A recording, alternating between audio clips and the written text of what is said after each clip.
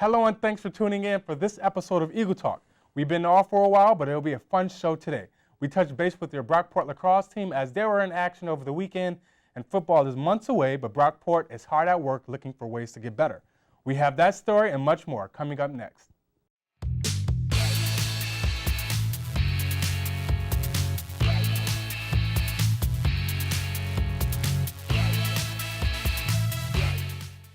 Hello, I'm Justin Pickard, and with me is Cordell Cumming. The Golden Eagles tried to go 2-0 in SUNYAC play over the weekend, a little added pressure for Senior Day. The Golden Eagles took to the field on a brisk Saturday afternoon against Potsdam.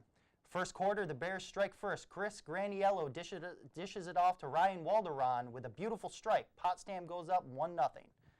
Brockport comes back with a goal of their own. Liam O'Connor knots it up at 1, and Brockport would pull away from there. With time winding down in the first, Brendan Halloran goes top shelf for his second goal of the season. Brockport pulls out the 8-5 win for their fourth win of the season. Brockport football is coming off their best season in school history last year, but they still came 2 wins short of winning the D3 championship. How do they get back? Well, I caught up with the team to see what they're doing to take their program to another level.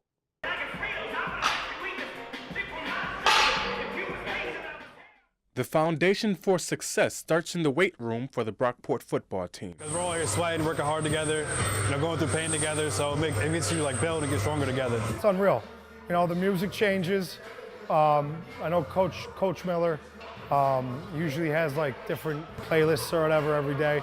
Definitely brings a lot of energy, especially at 6 a.m. This place is speakers bumping, everything flowing. Exercises like the squat and bench press are staples in the program, but before they can transform their body, players have to learn the fundamentals of each exercise. Once they do that, the gains will come. When they get the ball rolling, they start getting form down packed, and then that builds up their strength, and then the strength just gradually increases. 1, 2. Building a playoff caliber team takes a lot heavier weights than these, but it's in the weight room where the players come during the off season to prepare for the upcoming season. Gillespie came in the program at 160 pounds 3 years later, and he's approaching 190. He didn't just improve in the weight room, it also carried over to the field. I hit harder, I run faster, I'm just more focused. I know how hard I have to work, and when you work hard here, you want to work harder on the field, so you don't want that to go to waste. One win from being in the national championship lit a fire under some of the players. They train harder in hopes to bring a national championship back to Brockport. We know how good we are. We know how far we went, so we want to go farther. We went to the Final Four, so now we think we can go even further. Harder work is going to make us better results. And now moving on from college to the NFL. Speaking of the offseason, the Bills were set to possibly add a quarterback and a receiver in this year's draft. Now offensive line may be the focal point come late April. Richie Incognito confirmed his retirement yesterday morning on Twitter after reports from Buffalo News' Vic Carucci. The 4-time Pro Bowler cited health reasons for his retirement, stating that his liver and kidneys are both shutting down. The departure leaves a void on the Bills' O-line, especially after Eric Wood left earlier this year. So, Cordell, I guess the question is, where does this leave the Bills? So, Justin, I believe that the Bills are left with a couple options. I think you'll talk about it a little bit later, but in terms of the offensive line, this is sort of two-sided because the Incognito retirement, it's good that it happened before the draft, but they also lost Eric Reed. So this draft isn't really good in offensive tackles or offensive guards. So I don't know who's in a free agent right now, but they have to look towards the offensive line even more and make that even a more priority heading into the draft, in my opinion. Yeah, I agree. The way I see it is they really have two options. Either they're going to bet the house and pull in all their draft picks and move up to one of the top 5 spots to select a quarterback that they would really want, or they're going to stay at 12 and 23, and if they do that, I think the guy to get, if he's still on the board, is Quentin Nelson. He's a guard out of Notre Dame. A lot of scouts were touting him as a better prospect than Zach Martin was coming out of Notre Dame. And yeah. Exactly, we all know how Zach Martin's career has ended up so far. The guy's a monster. He's 6'5", 325 pounds. He's a brute down there. He's very versatile. He can guard the pass rush.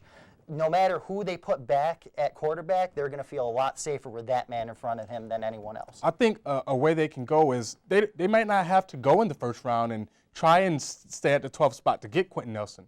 I mean, the draft isn't that deep in terms of offensive linemen, but I'm sure there's always diamonds in the rough. So if they were able to stand pat in the second round or third rounds or whatever picks they have in the later rounds and get an offensive guard or offensive tackle, because college tackles usually translates to guard. If they were to get a tackle and translate him to a guard, you never know what you can find instead of spending a first-round pick on a guard. No matter how good Quentin Nelson is, you still need 4 other linemen, and you're not going to become the Dallas Cowboys overnight. You know, they spent draft picks after draft picks trying to build that offensive line. But in terms of quarterback, if they were to, you know, they have other issues on the team, most notably quarterback, even though they signed A.J. McCarron, who do you think they should get?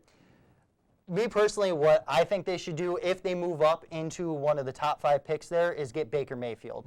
In my opinion, he's the most NFL-ready quarterback in the draft. He has a 70% completion rating coming out of last year. He had over 4,600 yards. He had the best touchdown-to-interception ratio than any other quarterback coming out of the draft. He had 43 touchdowns and 6 interceptions. He's really the man that I think that could carry the Bills to the next level on where they need to get. Now, if they do stay at 12 and 23, I think at that 23rd pick, that's the perfect time to take a man like Lamar Jackson. I think he's going to be the best quarterback on the board at the time. He's very versatile. A lot of people, give him crap for being running quarterback, and they say that game doesn't really translate to the NFL. However, if you look at people like Russell Wilson and Cam Newton, who really developed their game over time and got away from the running, are able to stand in the pocket now, deliver those passes downfield. Lamar Jackson certainly has a talent to do that, and I think if the Bills coaching staff works with him and develops him over time instead of sending him straight to the Wolves right away, I think he could be the future quarterback. I think the question when it comes to picking your quarterback, especially if you want to go for Baker Mayfield, is how much do you want to give up? I mean, you see the Jets go from 6 to 3 and give up their whole franchise, basically.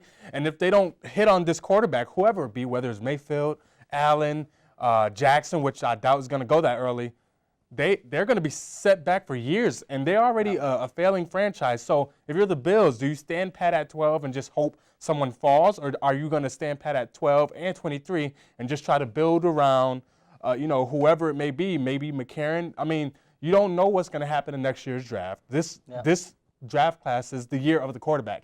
So you have to take someone. You still have late round options if you want to go for a Mason Rudolph, who possibly have really high upside. You don't know how that system is going to translate, but I mean, they have voids to fill on the team. Obviously, quarterback is the biggest issue. Let go of Tyrod or trade Tyrod, and you got McCarron. But if you get a quarterback in the first round, I think Lamar Jackson, as you said, would be a good option at 23, not at 12. Because you do need to develop him. I think he'll be a good option at 23, and just hope another quarterback, maybe Ryan, the guy from Richmond, Lauletta. Hopefully he's a diamond in the rough. But they're going to need a quarterback. They need linemen. They need other linebackers. They need help. Yeah, and that's just the thing. I mean, if they are to move up into one of those top 5 positions, they really have to be confident in who they're picking. Exactly. You can't give away all those picks because, like you said, you have so many other needs in the offensive line, linebacker position, and honestly, too, you could throw in some more in the secondary if you wanted to, too.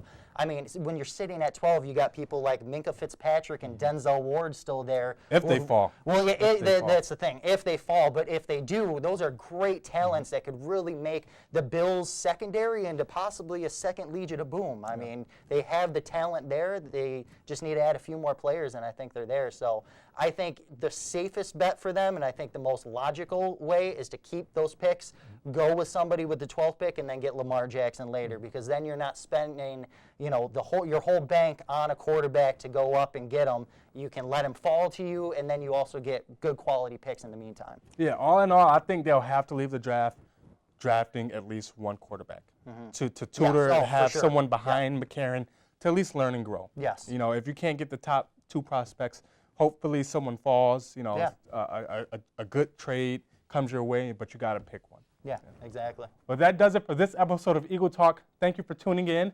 Next episode, we'll take a deeper dive into how the Larry Nassar crimes affects Brockport and their program. Until next time, I'm Cordell Cummings. I'm Justin Pickard. Thanks for watching.